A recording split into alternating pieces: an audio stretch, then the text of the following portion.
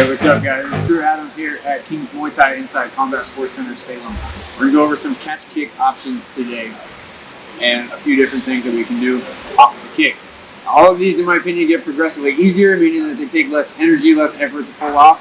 And we're going to focus on the overhand catch kick, meaning when he goes to kick here, I'm going to overhand this thing versus the blocking underhand right here. It's not that I don't like that one. The reason I prefer the overhand when possible is when he kicks and I cinch down on this thing, I've got a lot of control, and whether he wants to get that leg out or not, it's mine. He's not going to move it.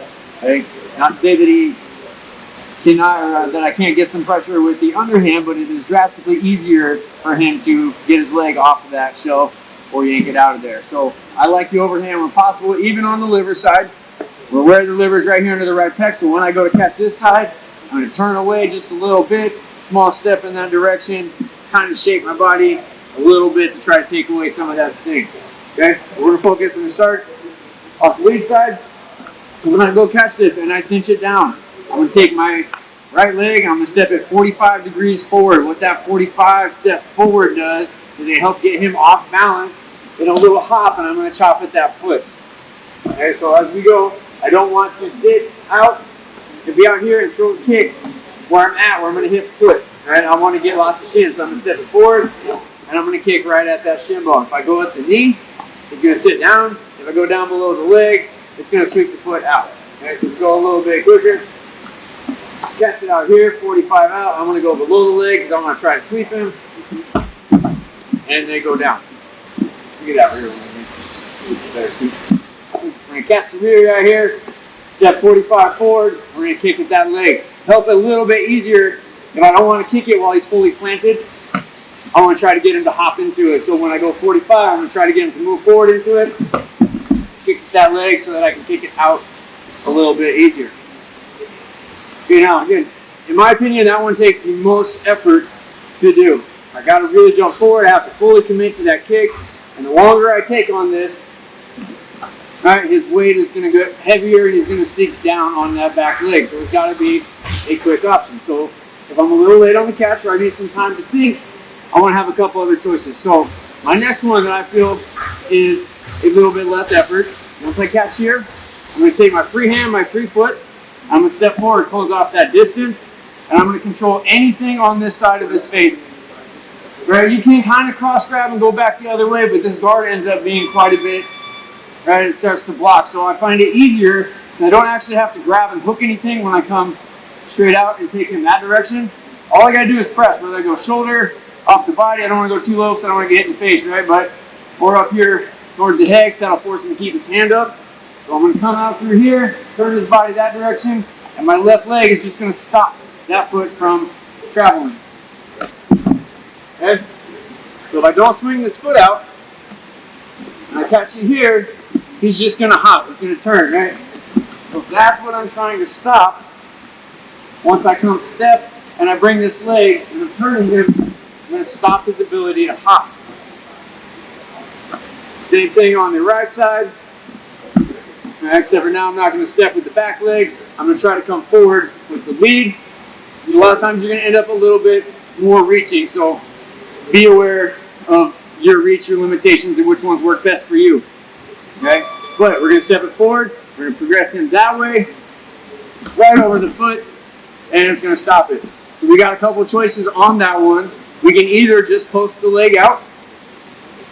All right, step forward, bring him around that way. I can post the leg, let him run into it, or I can turn this into a kick. All right, so I caught it here, step forward, I'm going to bring him that direction, kick out on the leg. Whichever one the rule sets allow you to do, we're going to do it. We go to the other side one more time, same thing. Now I'm stepping forward, free hand, free leg is always the transfer spot. Turn around, kick the leg out as you want. Now we're going to go for the last one, which I think is the easiest once you get the foot around the body. So this part, everybody's got their own style of how they do that. Okay, there's nothing wrong with just kind of sucking it in, bringing the foot around, but you might end up catching the toe on the shirt. Or if they, once you catch their kick, like to hook that foot, try to make that harder so I can't swing it around. what I like to do to counter that is what I call a push and pull. So I'm just go a little push to start his momentum that way. Hopefully this drops into my hand, and then the pull is as I need. If I went too far, I can bring him back in with the pull. And same on the other side. Got you right here when I want to push and pull. So I'm going to let that foot slide right out into the palm of my hand. So once I get that foot around, I can transfer it to a low shelf, which is down here, or a high shelf, which is up here. What I don't want to do is go for this low shelf and transfer it right into my bicep. He's just going to kick, push that thing off. So when I go for a low shelf, I need to catch this thing, push pull however you want to clear that foot, and make sure you get it through that window, okay? So with the low shelf, it does end up being a little bit harder than a high because I'm not playing with his balance. He's within his flexibility. But once I have it, I'm going to shuffle my feet in. My right foot's going to try to catch my left, but it's not going to be there, and that's going to allow me to come right over the top. Okay, this hand's going to stay up defensive. I'm pushing right on over. What we're going to do with the top of that foot, grab either side here. Right, so I'm bringing it around that way. Low shelved it on there. I'm going to hook my foot. I can do the top of my foot. I can hook it this way. I can't step behind. I can't heel hook it. I can't use my calf, any of that stuff. But I can hook the top of my foot. So you got that option of either hooking the foot and just pushing them right over, and that'll work for you. Or we can turn it into a kick. Alright, so we got our push pull, low shelved it, step it forward, kick the foot through. Go the other side, same thing. Got it up there, push pull. Now I'm going to go a high shelf. Alright, so it's up here. Now we're going to get out of this flexibility. So with that, if I were to be able to lift it up, see, it's going to start kicking back. So, the high shelf it. Alright, get a little push pull as needed.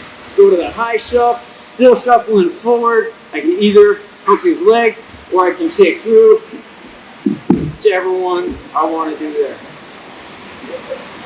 Little chip to help that rear side, right? When you catch him, you go for that push pull. A lot of times I like to step this left leg back so that I don't have to get him to travel as far. I can just kind of bring it around and go right into my high shelf from there.